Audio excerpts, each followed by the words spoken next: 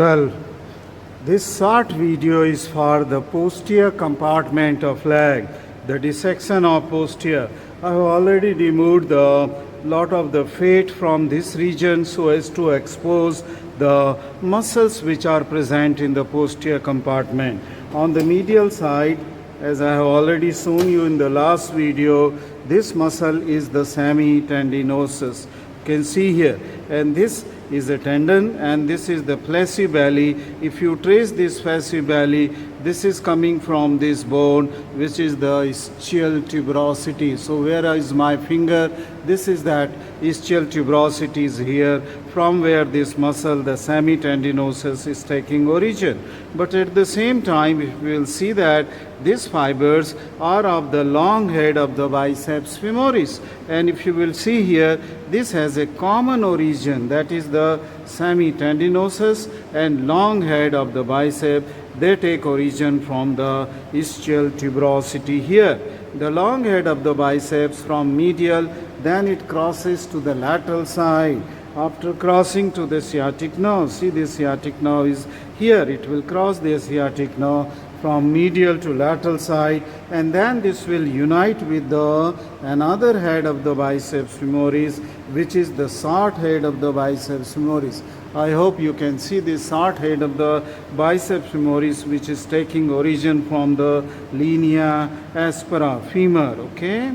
From the posterior aspect of the femur, from linea aspera, and this muscle is the vastus latalis, okay? So this will be a septum here, and then this is the short head of the biceps femoris. Later on, the short head of the biceps femoris and the long head, they will fuse with each other to form this common tendon.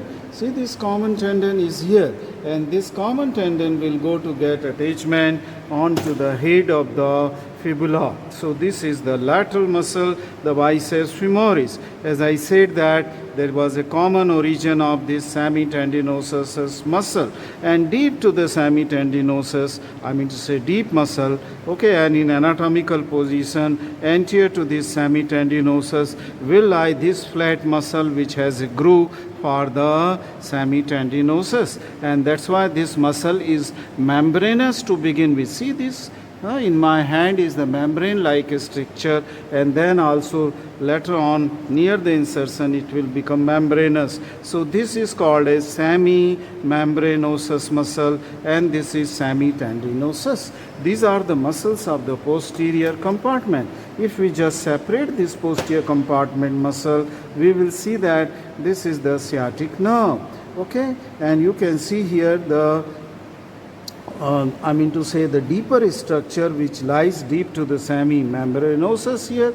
This is the semimembranosus, and then the biceps. You will see I have removed the fascia, and lot of fat was here just to expose the posterior surface of the adductor magnus, where I can show you that this femoral artery, it comes out from an opening into the fibrous structure or fibrous membrane here, okay, the hiatus, adductor hiatus. And this artery, if you can see, the artery is here, and this artery lies anterior to this vein, which is the popliteal vein. So popliteal vein is posterior, artery is anterior, and both the structure then they are disappearing here from the adductor hiatus, okay, adductor, to become femoral artery and vein respectively. So this completes the dissection of the posterior compartment. Thank you very much for watching this short video.